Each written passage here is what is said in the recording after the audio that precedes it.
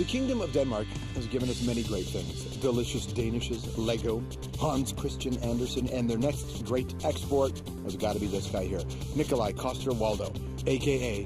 the Kingslayer on Game of Thrones. My lord! Come, Stark. Rather you die sword in hand. As an actor, Nikolaj made his mark in his homeland before crossing over in films like Wimbledon and in Ridley Scott's Black Hawk Down. We're asking to go in and set up a perimeter until ground support arrives. But it was Game of Thrones, HBO's epic and bloody mega fantasy hit, that brought Nikolaj to the next level as the ruthless knight Jamie Lannister. I could care less what anyone thinks of me. Brutal, devious, and let's call it a relationship, if you know what I'm saying, with his twin sister. If you told the king, both our heads would be skewered in the city gates by now. Now Nikolaj is poised for even bigger success in the upcoming Tom Cruise picture Oblivion, and in a really creepy, like super creepy film called Mama, produced by that horror and fantasy master Guillermo del Toro. It's about a couple caring for two young girls left alone in the forest for 5 years, and things get awful.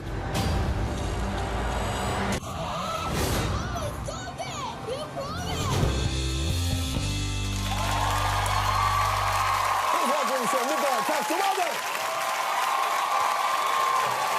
All right, man. Welcome. Thank you so much.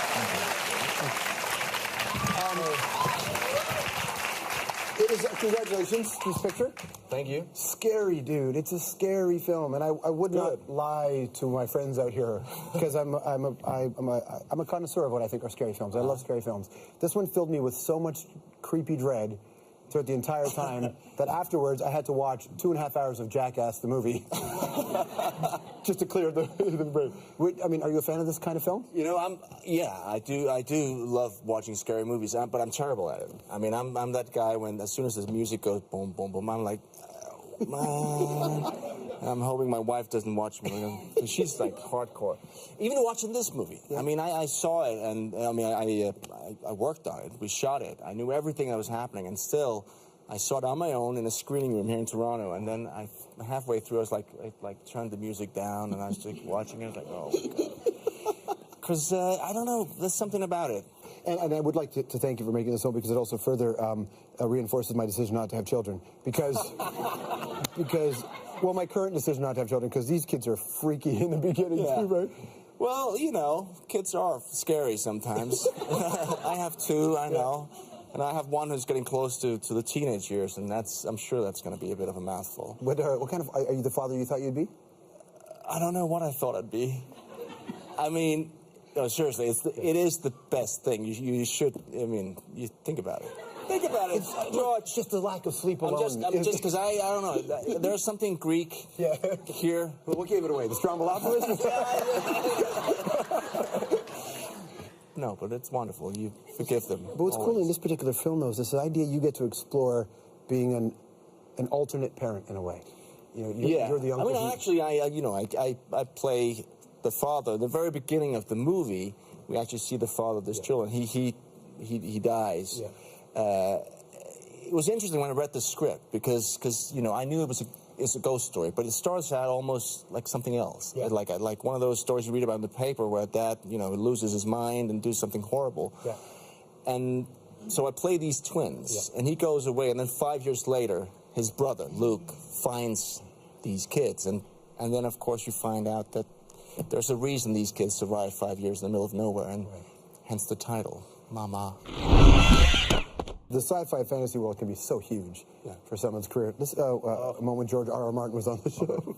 You know, the battle between good and evil, that's fine. The battle between good and evil is a universal theme, not only for fantasy, but for any fiction. Right. But my opinion has always been that the battle between good and evil is fought within the individual human heart. The fact that we do have good and evil in us, that we can be angels or we can be monsters. And how do we make these choices? How do we go through life? And that's the stuff I love to wrestle with. You feel that in the show? Oh, yeah, in Game of Thrones, absolutely. And one of the things I love about the show and about his writing is that, you know, he doesn't let us get away with our preconceived opinions of the various characters. Like I play Jamie Lannister, and one of the reasons I got really excited about it when I read it the first time was that, well, it kind of starts out with him shoving this kid out a window while he's being very intimate with his twin sister. Right. I mean, it's so dark and it's so twisted. But the dialogue, see, you're right, that in and of itself would be enough. Oh, and then on top of that, he says, as he does it, the things I do for love. That's when it was like, wow, it's a different show. Well, it's different. It's also interesting, you know? Because when you see the show and you think about it, you kind of go, wow, all these relationships in this show are all more or less made out of political reasons. Mm-hmm. They arranged marriages. Oh, no, there's one relationship which is just based on love. That's Jamie and Cersei. Right. Which is ironic because it's so wrong on so many levels. But it's all, then we're talking morals. That's a different story. And it's, yeah. You've had this nice kind of slow build in terms of a Western audience in a way, right? If you think about starting in film and being a Danish actor, being in your country, making the transition to England, popping back and forth to build, then American television. Has it felt like a slow build, or does it feel like a whirlwind? I don't know what it feels like. I mean, it's one of those things. This year it's my 20th year as an actor. I've been working almost. I mean, I had 99 was a bad year. That was a horrible year. That's the year where I ended up finding myself in Cape Town, South Africa, doing a German sausage commercial because I was just broke. And with a crazy American director, and I was stuck in a boat, and I couldn't get away. He was like, just take a bite, goddamn, and smile. That was the low point. But you know what?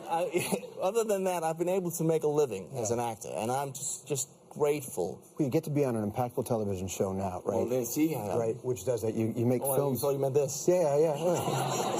Oh, I did. Yeah. No. Obviously not. We know. Stick around. More. We'll have more of our conversation with Nikolaj right after this.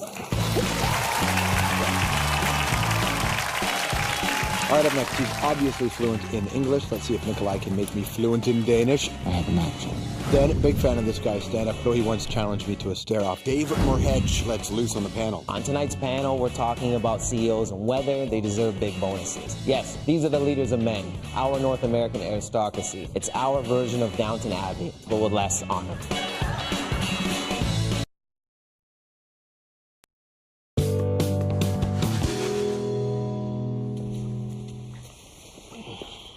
Hello. Oh my God! You did not do that. I look silly.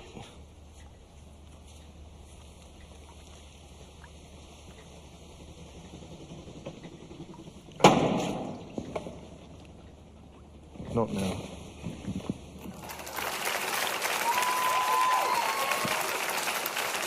It's a good team. Denmark was one of the first countries to adopt same-sex marriage, equal rights in a way. Yeah. Like it was progressive in there. So that role is not a... No. Yeah, I didn't know you were going to show that. That was interesting. Hey, I got to make out with Clive Owen. That's not the worst. Hey, I'm sure a lot of the audience wouldn't mind doing that. I mean, hey. I think the question that the audience has, and we all have, is, did he bite your lip at all? No, but the funny thing was, suddenly I understood that whole thing about stubble. That's not right. That's painful. You're working with Tom Cruise? That's the plan? That was an amazing experience. We shot that. It's called Oblivion, and it comes out in April. And it's a sci-fi action movie. And, Tom Cruise plays the lead. It's also got Morgan Freeman, Melissa Lee. It's got a great cast. I mean, you work with someone like Tom Cruise and you go, oh, my God, that's amazing. I mean, the effort, the work. I wouldn't want to be his stunt guy because you never get to work. You know? Yeah, he does his own stuff. stuff. Stunt guy was in the corner just going, oh, this is fantastic, you know? The idea of the part of the world you're from and the kind of output they have in television is pretty impressive. You know, and I know Denmark is not Scandinavian, but Scandinavia doesn't just mean all the countries. There's nuances within them. But it's the kinds of film they make. You've got this beautiful Nordic angst there, which drives a lot of crime. Television. It's weird, isn't it? Yeah. And then you read in the next page, it says, the happiest country in the world. Right. What's going on there? I think the Canadian film and television business can learn a lot from you guys, because you seem to figure out a way to build an identity that we haven't really nailed, certainly in the English part. Well, it must be difficult for you, because you have that neighbor. Yeah. And you share a language. Yeah. It's tricky. Yeah, no, it really is, for sure. You're talking about Newfoundland, right? Exactly. Yeah. I mean, they are... Speaking of language... Oh, yes, the classic. Rødgrød med fløde. Now you say it. Rødgrød med fløde? What did you say? Rød? No, rød. Rød. That's not even real. What are you doing? Rød. Okay, what, is that O? Is that what the O is? Like an O-E. It's an Ø. Rød. Rød. Okay, this is a test phrase, though, isn't That it? is the test phrase for foreigners in Denmark. Okay, what does that mean? Well, it means we can get to laugh at someone, but it means porridge with cream. What? Like a porridge with cream. Oh, like a dessert kind of thing. Dessert, yeah. Say it again. Rødgrød med fløde. He sang it. I love it. Congratulations on the film, man, and everything else. Good Thank to see you so much. Thank you so much. Thank you. Mama opens Friday, January 18th. Nikolaj Coster-Waldau.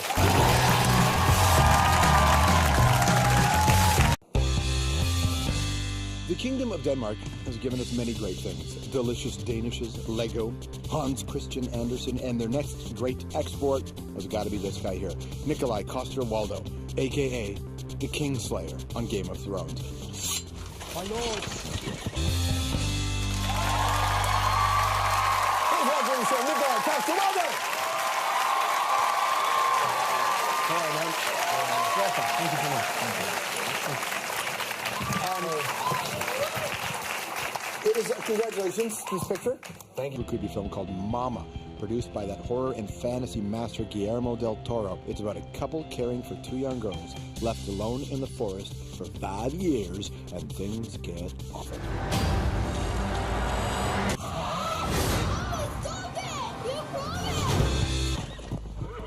Come, Stark.